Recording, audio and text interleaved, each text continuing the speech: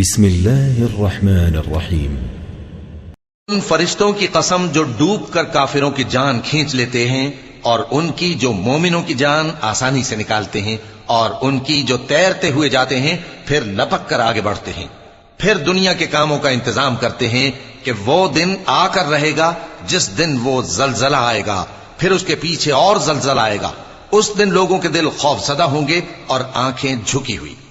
کافر کہتے ہیں کیا ہم الٹے پاؤں پھر لوٹیں گے؟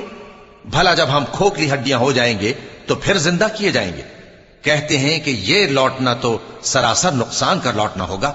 تو بس وہ ایک ڈانٹ ہوگی، اس وقت وہ سب میدان حشر میں آ جمع ہوں گے۔ اللہ تم کو موسیٰ کی حکایت پہنچی ہے جب ان کے پروردگار نے ان کو پاک میدان یعنی طوٰ میں پکارا اور حکم دیا کہ فرعون کے پاس جاؤ کہ وہ سرکش ہو رہا ہے، پھر اس سے کہو کہ کیا تو چاہتا ہے کہ پاک ہو جائے اور میں تجھے تیرے پروردگار کا رستہ بتاؤں